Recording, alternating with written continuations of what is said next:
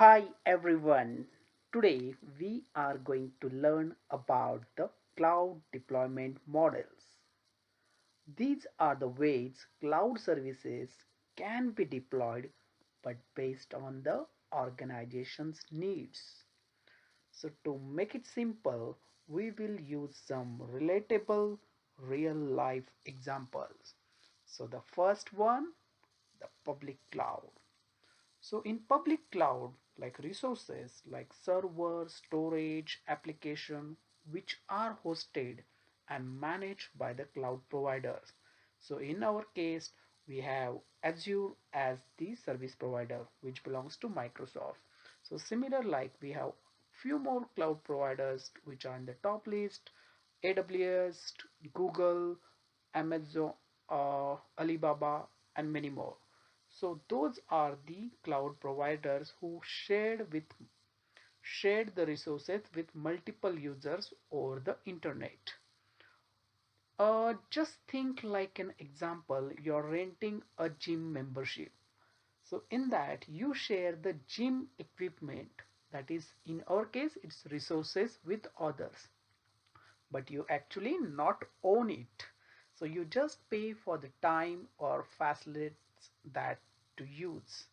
So in the same way, public cloud also exists, and there we renting the resources, same like we're renting the gym membership. So this is the example. Just imagine you're hosting your company website on the Azure platform, and in the Azure you are using the Azure services, suppose Azure web apps, and you pay based on your uses, like you pay for the gym fee. And which are the services we are using on the Azure? We use the Azure app services, blob service, IAM, and different services for different purpose. Now the question is, what are the advantages of using this service? As you can see in the slide, it's cost effective. The second, no maintenance required, and it's scalable and flexible. So these are the main advantages of the public cloud. So now with every advantage there is also a disadvantage. And what is this? It's mentioned as a limited customization. Yes, Azure has defined their own customizations, and we need to make sure we have to choose any option available in the public cloud. The second disadvantage, we can say a security concern or the compliance concern. Why we are saying the potential security compliance? Because these are maintained by the providers. Though they follow all the standards, but still the security is with them because we are putting our confidential data on their platform. So from an organization perspective, it's always a security concern. Then the third disadvantage, we can say we are dependent on the providers uptimes. If provider uptimes given us, like in Azure case, they give it almost 99.99% of uptime, but still we are dependent on the providers uptime. So these are the couple of advantages and disadvantages for the public cloud. So let's go with the second one, that's the private cloud. So this cloud environment exclusively used by a single organization, and that's what we every organizations they exist the data centers, and that called the private cloud, and it can be hosted on the on-premises or also on the third-party providers. So it's like in our example, it's like having your home gym. You own all the equipment and you only and your family use it, so it's private, but you are the responsible for its maintenance, its upgradation. If we take the example of bank, a bank with the strict compliance requirement might use their own private cloud, means their own data center, or they can use the Azure Stack service to create the private cloud for hosting their sensitive data and their applications. So in this case, again, there are some advantages and disadvantages. So what are the advantage? Enhance the security because you own it, that all the part, and it's belong to you. Second is the compliance, high level of customization, control over the infrastructure. It's some advantages. We also have few of the disadvantages, and it's straightforward. The cost will go high because you own all the part of their infrastructure, all the resources, server, storage, infra, everything. There is a maintenance cost, and there is a limited scalability option.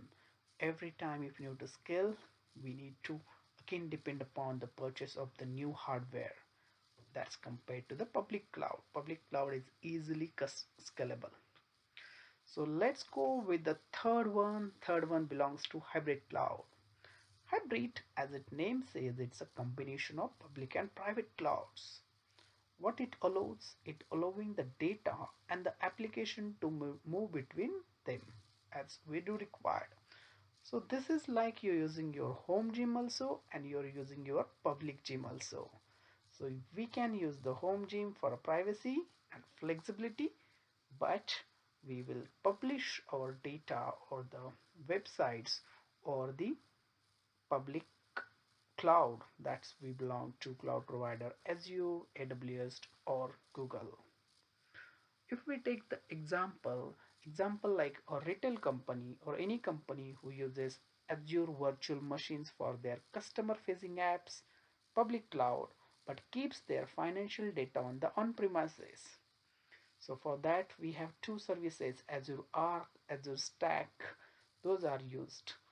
Now again we have to go with what are the advantages of this hybrid cloud and disadvantages. Advantages, it's a flexible, allows a sensitive data to stay on the private.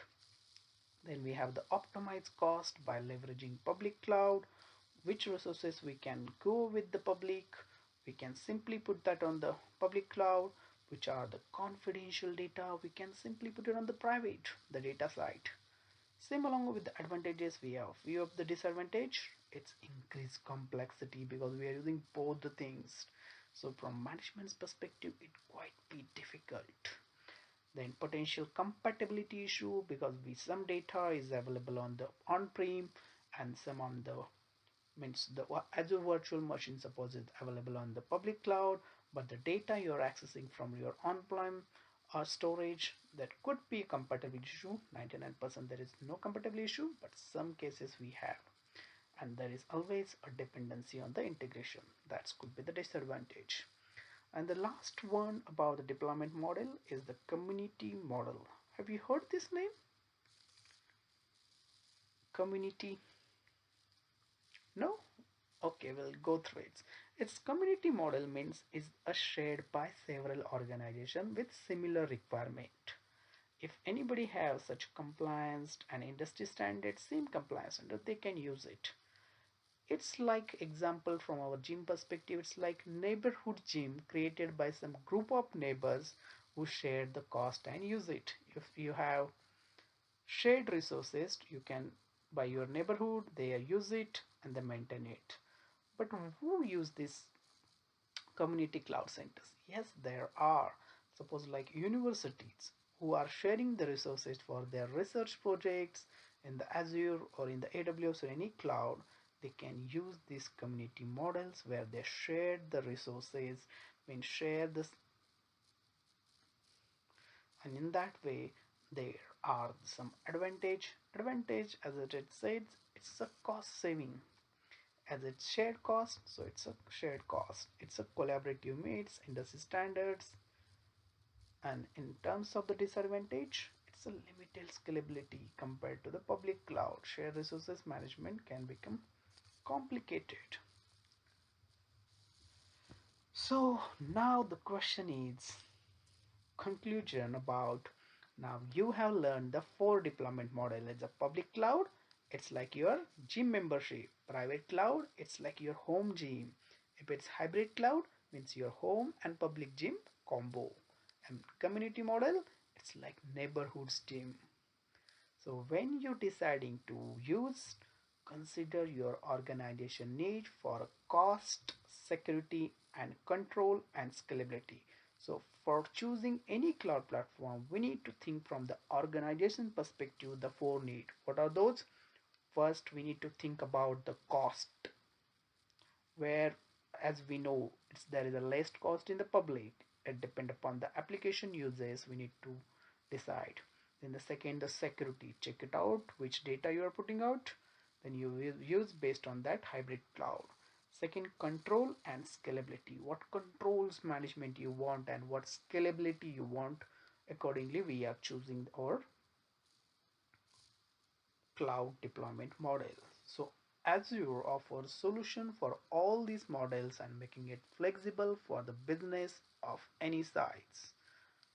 Now let's take an example. This is the hypothetical question to all of you. If you are launching your company apps with a sensitive customer data and that's need to scale quickly, which model you can use and why? Let me repeat the question one more time. If your company is launching an app with sensitive customer data and need to scale quickly, which model will you use? Not only which model you will use, why you are using this model. So answer in the comment and let's get connected with the next video about the new cloud deployments models with their management responsibility and their shared responsibility model. Thank you for watching.